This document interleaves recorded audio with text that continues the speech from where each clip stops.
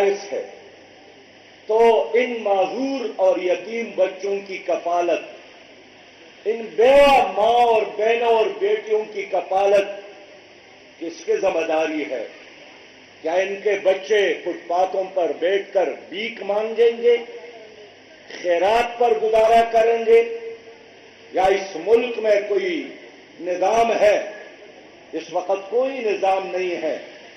تو ماؤں، بہنوں اور بیٹیوں، آج میں نے آپ کو اس لیے بلایا ہے، ایک عظیم مقصد کے خاطر، ایک عظیم منزل کے خاطر۔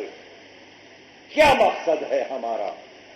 اور میں تو آج بتانا چاہتا ہوں کہ بہت سارے ہمارے بہنیں شاید پہلی بار جماعت اسلامی کے اجتماع میں آئی ہو، وہ سوچتے ہوں گے کہ جماعت اسلامی اور باقی پارٹیوں میں فرق کیا ہے؟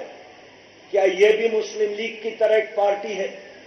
کیا یہ بھی پیپلز پارٹی کی طرح ایک پارٹی ہے؟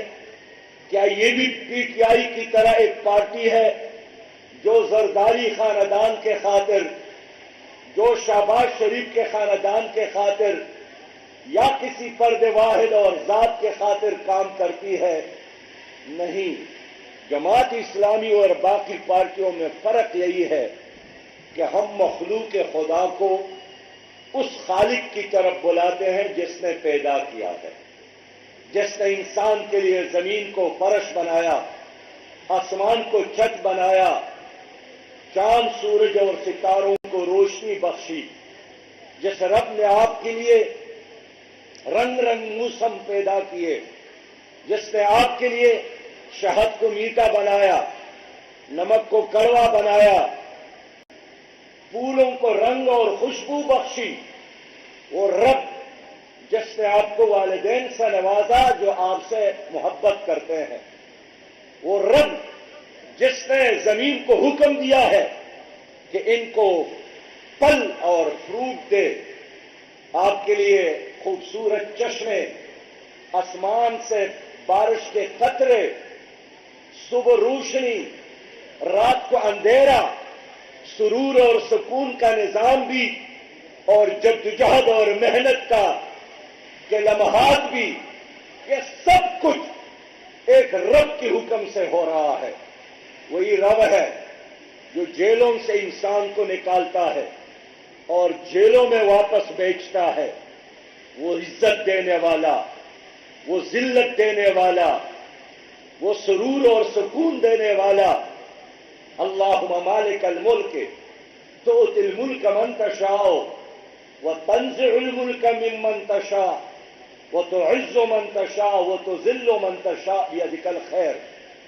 میں چاہتا ہوں، ہم چاہتے ہیں، ہماری جماعت چاہتی ہے کہ آپ دنیا میں بھی کامیاب ہو اور آپ آخرت میں بھی کامیاب ہو۔ آپ کو دنیا میں عزت ملے اور آپ کو آخرت میں جنت ملے۔ آپ قبر میں بھی جائیں تو قبر روشن ہو اور جنت کا باغیچہ ہو، اور آپ قیامت میں جب اٹھیں گے، اور اٹھنا تو ہے نا، انا للہ و انا الیہ راجعون، ہم نے اللہ کی طرف جانا ہے۔ یہ چاند، یہ سورج، یہ ستارے، یہ پہاڑ، یہ دریا، سمندر، سب پانی ہے، ختم ہونے والے۔ انسان لا پانی ہے۔ موت تو ایک دروازہ ہے، ایک کڑکی ہے، ایک جہان سے دوسرے جہان میں جانے کے لیے۔ اللہ رب کریم نے انسان کو ایسی بے وقت چیز نہیں بنایا کہ بس موت آتی ہے اور اس کو پناہ کرتی ہے، نہیں۔ موت انسان کے آگے بے بس ہے، اس کو پناہ نہیں کر سکتی۔ تو آپ نے دوبارہ اٹھنا ہے، تو ہم چاہتے ہیں کہ جب ہم دوبارہ اٹھے تو نبی مہربان صلی اللہ علیہ وسلم کے ہاتھوں سے آپ کو جام کوثر نصیب ہو۔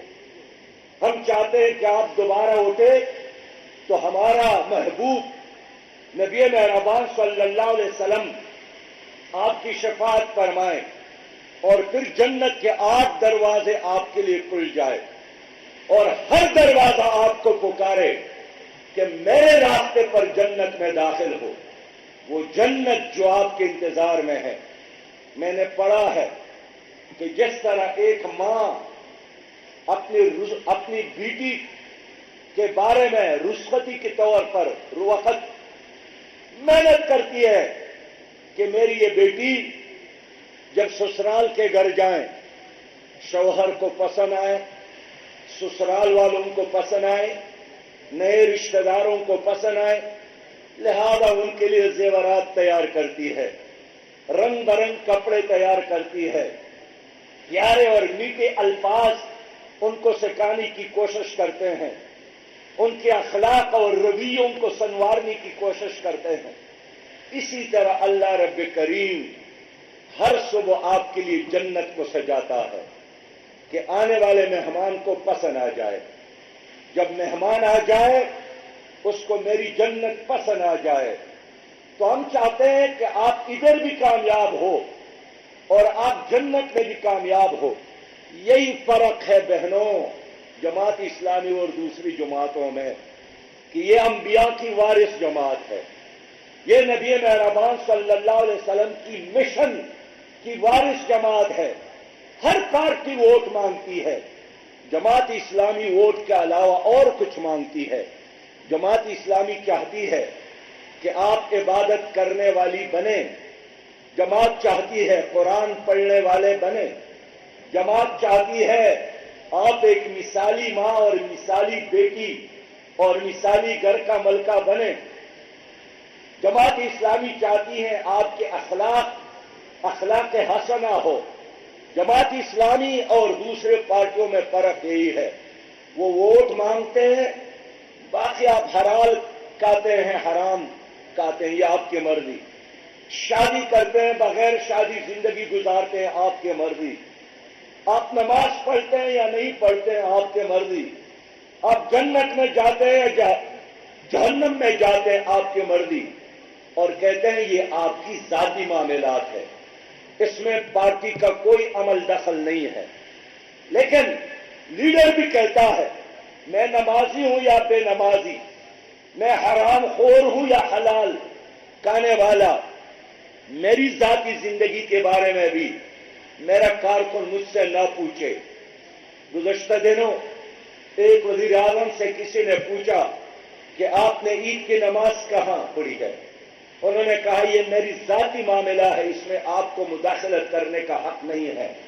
جماعت اسلامی ایسی نہیں سوچتی، جماعت اسلامی یہی چاہتی ہے کہ آپ کو حق ہے کہ آپ اپنی لیڈر سے پوچھیں کہ آپ کی کمائی کا ذریعہ کیا ہے، آپ اپنی لیڈر سے پوچھیں کہ آپ کا علم کیا ہے، آپ اپنی لیڈر سے پوچھیں کہ آپ کا ویژن، آپ کا نصب العین، آپ کا مقصد کیا ہے۔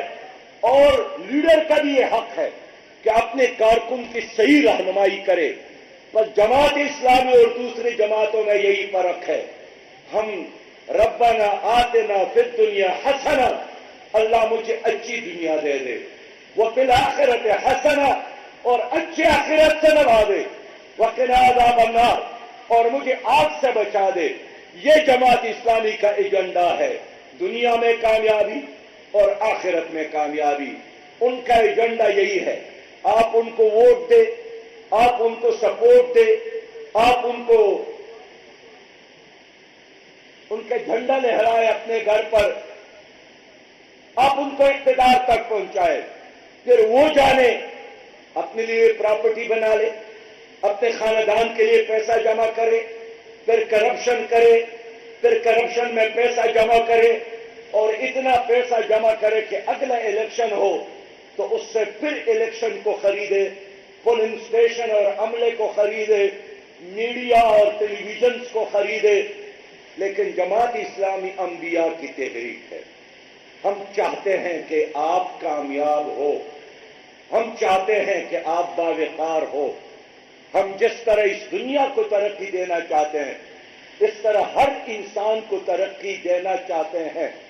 یہی کام تھا نبی مہربان کا کہ جنہوں نے عرب کی بدھوں کی تربیت کی، اور وہ لوگ جو اپنے بچوں کو زندہ درگور کرتے تھے، وہ لوگ جو ایک دوسرے کے گردن کاٹ کر کوپڑیوں میں شراب پیتے تھے، وہ لوگ جو نسل پر فخر کرتے تھے، کردار کی بجائے وہ لوگ جو شراب پیتے تھے، وہ لوگ جو بدکار تھے، وہ لوگ دوسروں کو قتل کر کے فخر محسوس کرتے تھے، لیکن نبی مہربان نے ان کی تربیت کی، ان سے رہنما بنائے، وہ مثالی حکمران بنے، وہ مثالی ججز بنے، وہ مثالی سالار بنے، وہ مثالی تاجر بنے، وہ مثالی عالم بنے، وہ مثالی انسان بنے جس کا مثال 1400 سال بعد بھی ہم پیش کرتے ہیں۔ ہم اسی راستے پر چلنے والے لوگ ہیں۔ تو جماعت اسلامی اور People Party, P D M اور پی ٹی آئی میں مشرق اور مغرب کا، زمین اور آسمان کا فرق ہے۔ ہمارا نصف العین کچھ اور ہے، ان کا نصف العین کچھ اور ہے۔ آپ کل شہباز شریف کی تقریر سن لے، میں نے بھی ساری تقریر سن لی، اول سے آخر تک ان کا ایک ہی پیغام تھا کہ ہم نے تو بار بار حکومت کی ہے، ایک بار پھر ہمیں موقع دے، ایک بار پھر ہم پر اعتماد کرے۔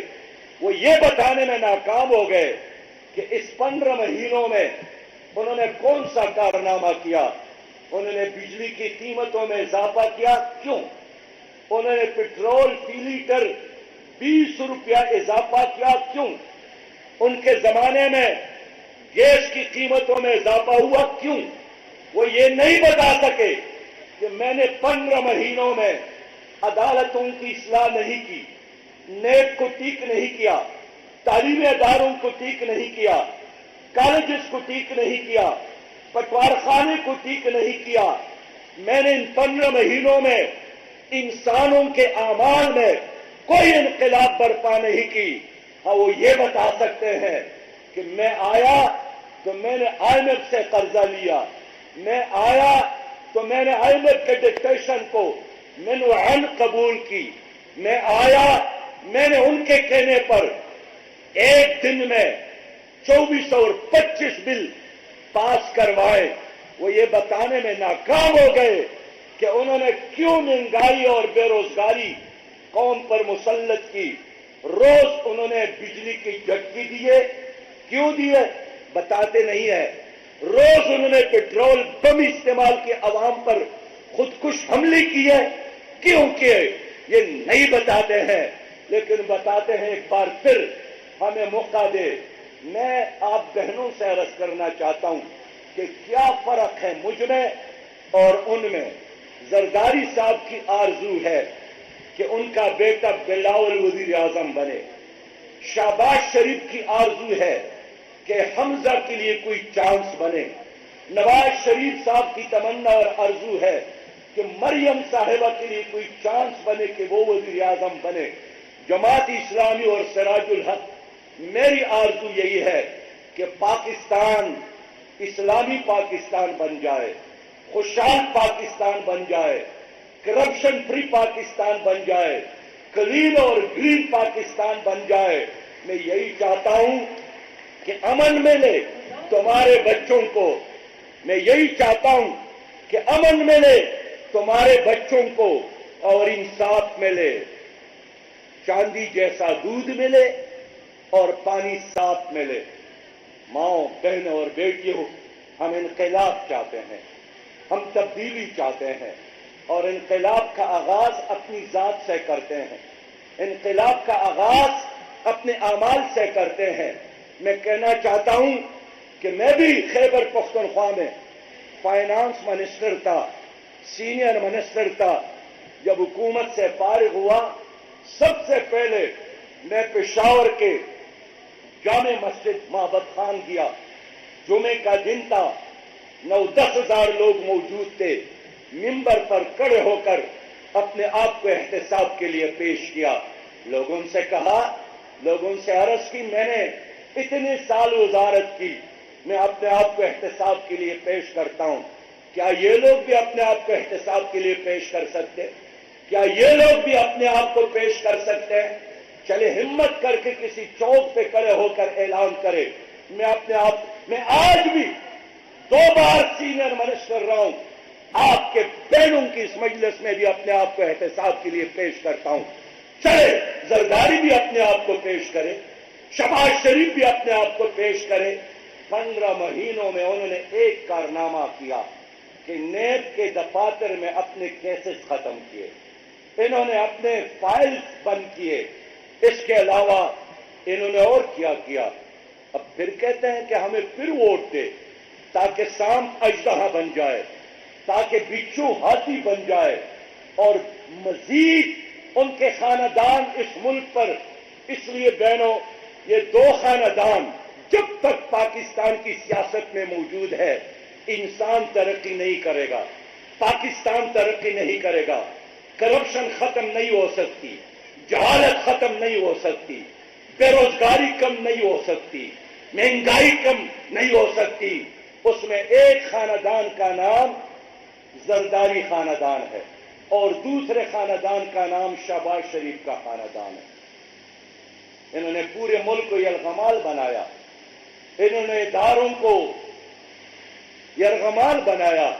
मैं एक बार फिर कहूंगा कि 75 सालों से इस मुल्क में सियासी दहशतगर्दी है उन खानदानों की वजह से जिनको अंग्रेज ने रखा था और पाला था। इस मुल्क में मुआशी दहशतगर्दी है कि 98% दौलत सिर्फ 2% लोगों के हाथों में है। क्यों?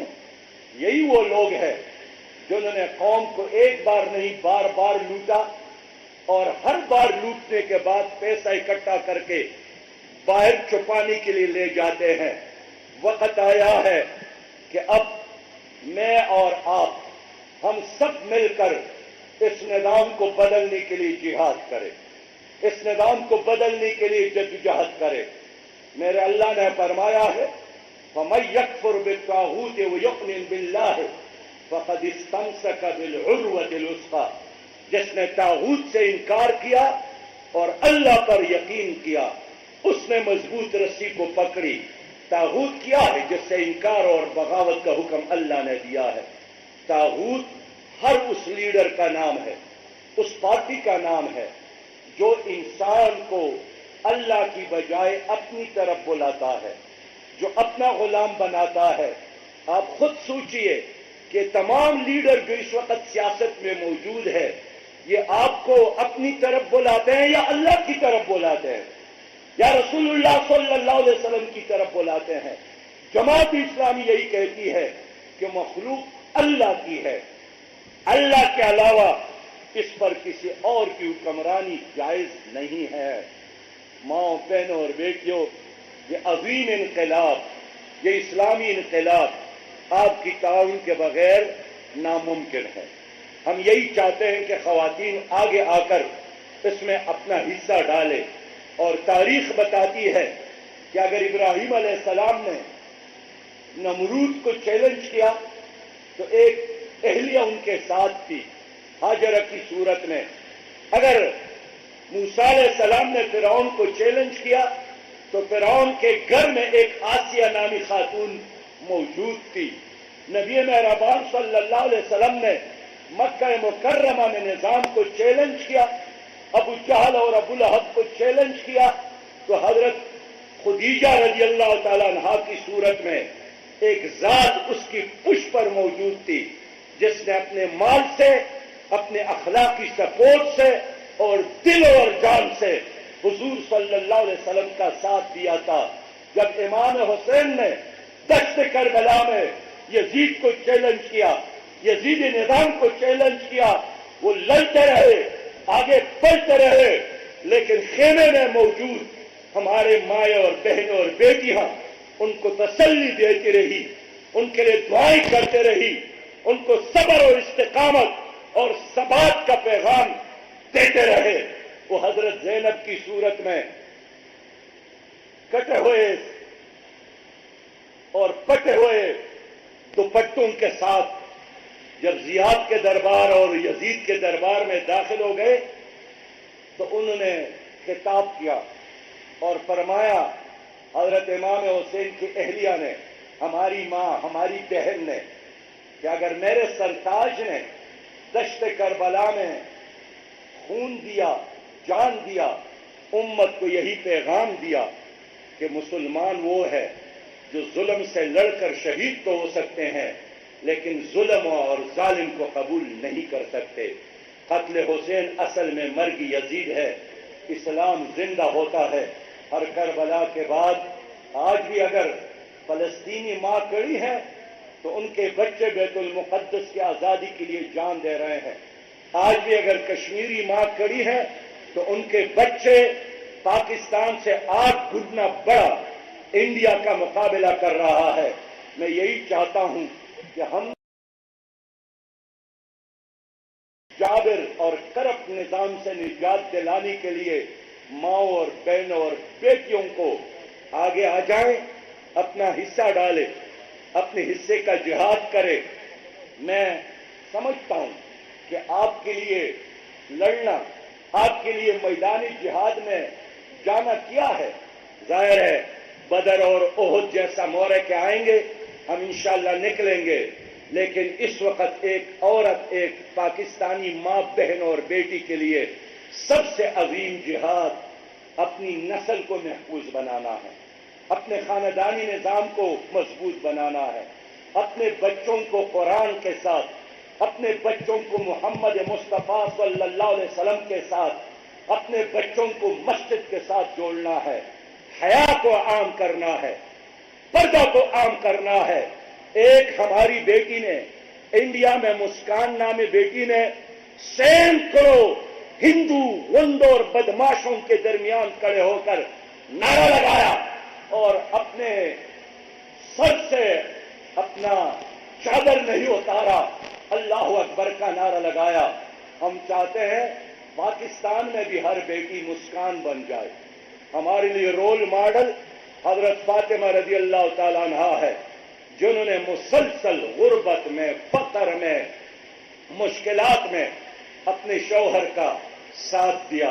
اور میں بتاتا چلوں, ایک دن حضرت علی رضی اللہ تعالیٰ عنہ تشریف لائے تو حضرت فاطمہ رضی اللہ تعالیٰ عنہ کی رنگ کو دیکھ کر پوچھا کہ آپ کو کیا ہو گیا ہے, کہ رنگ زرد پڑ گیا ہے, جسم کمزور ہے.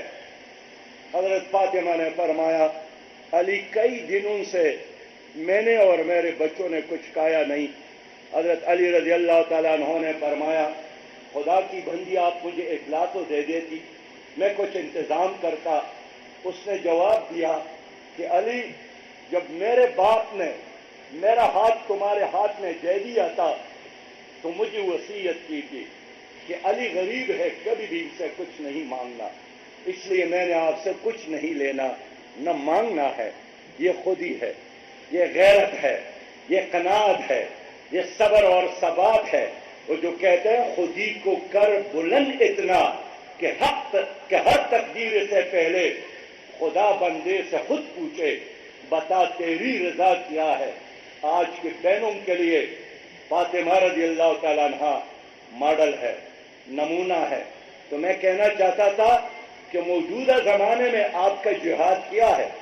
آپ کا جہاد یہی ہے کہ ووٹ کے ذریعے اس نظام کو بدلے, سپورٹ کے ذریعے اس نظام کے خلاف جہاد کرے. آج ہمارے ملک میں ماؤں, بہنوں اور بیٹیوں, صحیح بات یہ ہے, میں اعتراف کرتا ہوں, ہماری بہنیں غیر محفوظ ہے. اور یہ پاکستان کی بات کرتا ہوں, خود سابق وفاقی منسٹر پیرزادہ نے اعتراف کیا, اور یہ اعتراف انہوں نے اسمبلی میں کیا. اس نے کہا کہ کرونا وائرس کے دوران پاکستان میں 11,000 بہنوں اور بیٹیوں کے اجتماعی عصمت دری کی گئی. اتنے درندے موجود ہیں, اتنے بھیڑیے موجود ہیں.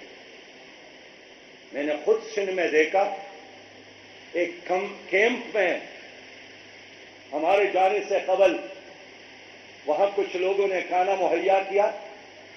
اگلے دن پھر بھوک لگی تو کچھ بہنوں کو, بیٹیوں کو کہا کہ ہمارے ساتھ گاڑی میں بیٹھ کر فلاں جگہ تک جائیں, وہاں ہم آپ کو چاول بھی دیں گے, خورما بھی دیں گے, آپ لا کر اپنے خاندان والوں کو کھلائیں.